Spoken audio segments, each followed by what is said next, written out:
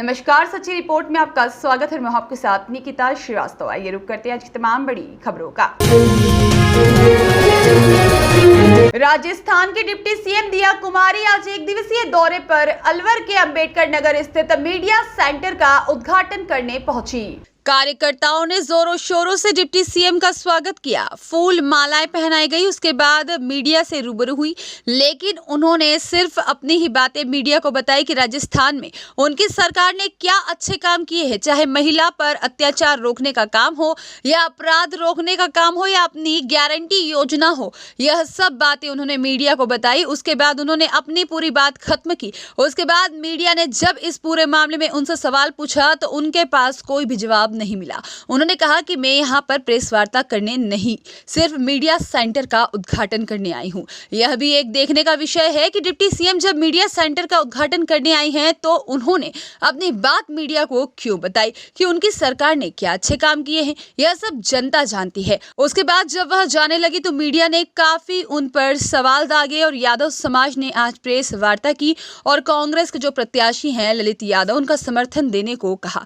इस मामले में डिप्टी सीएम से भी बात पता करने की कोशिश की, लेकिन वह मीडिया से बचती हुई नजर आई। क्या राजनीति में जनप्रतिनिधि ऐसे ही मीडिया से बचते हुए नजर आएंगे या मीडिया के सवालों के उनके पास कोई जवाब होंगे? यह भी एक देखने का विषय है। सच्ची रिपोर्ट न्यूज की टीम जब एक व्यक्ति से बातचीत करने पहुंची तो उन्होंने बताया कि भूपेंद्र यादव, जो कि भाजपा से चुनाव लड़ रहे हैं, वह बाहर के हैं। अलवर जिले से उनको कोई वोट नहीं मिलेंगे। उन्होंने कहा कि भाजपा हमेशा बाहर का आदमी लेकर आती है और अलवर जिले में कोई विकास कार्य नहीं हुआ है। इसके साथ ही अलवर जिले की जनता ने बताया है कि हमें बाहर का आदमी नहीं जिताना है। क्या कहना चाह रहे हो, बीजेपी के बारे में कुछ कहना चाहोगे क्या? बीजेपी के बारे में ये कहना चाहते हैं कि जैसा कि मतलब बार बार ये बाहरी आदमी को लाते हैं, पहले चांदना जी को लाए और अभी फिर बाहर के आदमी को ला रहे हैं। तो हमारे ग्रामीण एरिया में है राजगढ़ नसबंगड़ी की आज हमारी कार्यकर्ता की मीटिंग हुई। हमें तो ये वादा कर लिया है कि हम तो मतलब अपने क्षेत्रीय उम्मीदवार है उसको जिताने की पूरी कोशिश करेंगे। बाकी बाहरी आदमी को तो हम बिल्कुल वोट नहीं देंगे। क्या नाम है आपका? मेरा नाम अमिचंद है। आज अलवर में मीडिया सेंटर के उद्घाटन कार्यक्रम में मेरे साथ मंच पर विराजमान हमारे उजाला से विधायक बाबा बालकनाथ जी, तो यहाँ के सांसद जी रह चुके हैं, हमारे सभी पदाधिकारीगण और हमारे पूर्व विधायकगण सभी हमारे यहाँ के जनप्रतिनिधिगण और मीडिया के बंधुओं, बहुत ही ये आज हर्ष का विषय है कि यहाँ से हमारे भारतीय जनता पार्टी के प्रत्याशी भूपेंद्र यादव जी को भारतीय जनता पार्टी ने यहाँ टिकट दिया है। भूपेंद्र यादव जी 40 वर्षों से अलवर से जुड़े हुए हैं और कोई भी राजस्थान या अलवर का भी व्यक्ति उनके पास जाता है तो तुरंत उसके काम होगा। मैंने अपने आप देखा है क्योंकि मेरे क्षेत्र के भी उन्होंने बहुत सारे काम किए।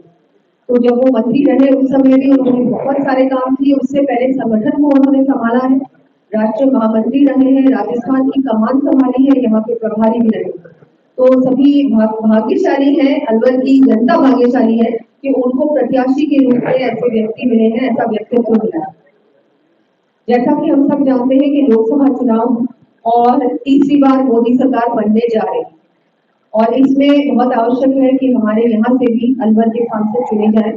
आपने इससे पहले भी यहाँ की जनता ने पूरा भरोसा, समर्थन दिया, आशीर्वाद दिया हमारे बाबा बालकनाथ जी को और इस बार फिर से समय आ गया है। मुझे पूरा भरोसा है कि अलवर की जनता पूरी तरह से भूपेंद्र यादव जी के साथ रहेगी। मोदी सरकार की, प्रधानमंत्री मोदी जी की गारंटी पे, उनकी गारंटी पे विश्वास, जैसा कि उन्होंने हमारे विधानसभा चुनाव में भी भरपूर वोटिंग दी और पूरी ही राजस्थान में हमारी सरकार बनी है और सिर्फ 2.5 महीनों में इतने सारे काम हुए हैं, ऐतिहासिक काम हुए हैं जिनके बारे में कांग्रेस सिर्फ बातें करती थी, लेकिन भारतीय जनता पार्टी की भंवर लाल जी की सरकार ने उसको कर दिखाया बहुत कम समय। और पूरा विश्वास है जनता को, राजस्थान की जनता को, देश की जनता को, और तीसरी बार मोदी सरकार बनेगी, निश्चित रूप से बनेगी। मैं तो सभी को आपके माध्यम से कहना चाहूंगी, यहाँ की जनता को, कि जैसे कि हमारे प्रधानमंत्री दिन रात एक करके देश को मजबूत बनाने में, एक विकसित राष्ट्र बनाने में लगे रहे, जुटे रहे। 10 साल उन्होंने इतने बड़े ऐतिहासिक काम किए, फैसले लिए, भव्य राम मंदिर बनने जा रहा है और भी बहुत सारे काम किए हैं योजनाओं के माध्यम से, चाहे युवा हो, महिला हो, किसान हो और गरीब, हर व्यक्ति को योजना से जोड़ा है, योजनाओं में सबको लाभ मिला। और इसी नाते इसीलिए जनता को उनमें विश्वास है और हमारे देश को एक बहुत मजबूत आर्थिक शक्ति भी बनाई है। हम 5वीं सबसे बड़ी अर्थव्यवस्था है देश में और तीसरी बार जब मोदी सरकार बनेगी तो कम से कम तीसरे नंबर पे हम लोग आएंगे। उसके अलावा भी जिस तरह से विकसित भारत बनाने का सपना है और हर व्यक्ति चाहता है कि हमारा देश फिर से एक सोने की चिड़िया कहलवाए। जो पहले कहते थे लोग कि भारत एक सोने की चिड़िया है, सबसे ज्यादा मजबूत राष्ट्र था एक जमाने में, लेकिन अब नहीं। लेकिन अब हमने देखा है कि मोदी जी के नेतृत्व में ये भी संभव होगा और हम सब जानते हैं बहुत सारे काम हुए। यहाँ भी राजस्थान में जिस तरह से इन 2.5 महीनों में TRCP का भी उन्होंने समझौता किया, बहुत सारी हमारी जो बिजली की कंपनियां हैं उनको जोड़कर MOU किया है 1,60,000 करोड़ का, जिससे कि जो बिजली का संकट है जो राजस्थान को बार बार ये संकट से जूझना पड़ता है उससे भी उनको राहत मिलेगी। शेखावटी में यमुना का पानी पहुंचाने का काम भी किया है। SIT का गठन किया है क्योंकि नीट की जो परीक्षा में हुआ है वो बिल्कुल भी हमारे यहाँ का युवा बर्दाश्त नहीं करेगा और उससे कैसे हम लोग आगे ऐसे ना हो इसके लिए SIT का गठन हुआ है और बहुत सारे लोग इसमें गिरफ्तारियां भी बहुत हुई है। एक हमारी एंटी गैंगस्टर टास्क फोर्स भी बनाई है क्योंकि राजस्थान भी एक क्राइम कैपिटल बन चुका था, गैंगस्टरों का अड्डा बन चुका था और उसको भी कैसे हम लोग उस चीज से कैसे निजात दें राजस्थान की जनता को, उसके लिए भी हमारी भजनलाल जी की सरकार ने वो टास्क फोर्स बनाई। उसमें भी 10,000 कम से कम 10,000 लोगों को गिरफ्तार भी किया गया है। महिला सुरक्षा एक बड़ा मुद्दा था, उसके लिए भी जगह जगह पे CCTV और महिला हेल्प डेस्क, महिला थाने खोलना, ज्यादा से ज्यादा महिला सुरक्षा पे पूर्ण रूप से ध्यान दिया गया है। आगे आने वाले समय में भी महिलाओं को कैसे ज्यादा आत्मनिर्भर बनाया जाए, सुरक्षित बनाया जाए, उस पर बहुत ध्यान दिया जाएगा। हम लोगों ने पेट्रोल और डीजल की कीमतें भी कम की और 2% कम की है, वो भी बहुत बड़ा काम हुआ था।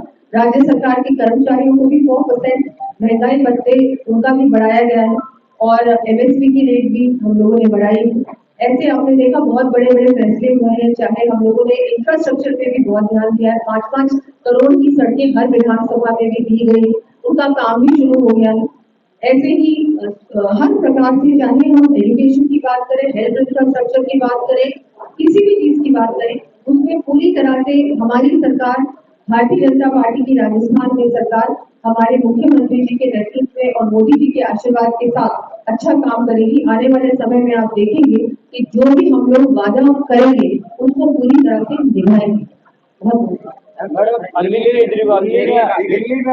देखिए, भ्रष्टाचार अगर कोई करेगा तो उसको खामियाजा भी उठाना। चुनाव से ठीक पहले देखिए, भ्रष्टाचार में कोई डेट फिक्स नहीं होती। चुनाव से पहले या चुनाव के बाद वाली बात नहीं, भ्रष्टाचार होगा और भ्रष्टाचार निश्चित रूप से हुआ है।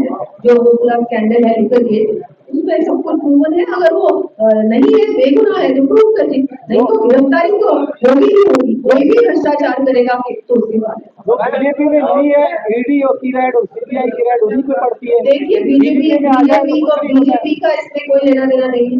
अगर कोई, मैंने जैसे कहा, कोई भी नेता अगर भ्रष्टाचारी होगा और वो साबित होता है तो बिल्कुल, चाहे वो ED हो, CBI हो, कोई भी एजेंसी हो, वो इंडिपेंडेंट एजेंसी है और उनको बिल्कुल, अगर आप भ्रष्टाचार करोगे तो आपको भुगतना भी पड़े। अब ऐसा है कि यहाँ पर प्रेस कॉन्फ्रेंस करने नहीं आए, मैंने अपनी बात रख दी है। मैं आप सभी को धन्यवाद देती हूँ। जो कह रहे हैं कि अगली ED की रेड प्रहलाद गुंजल के यहाँ पड़ने वाली है।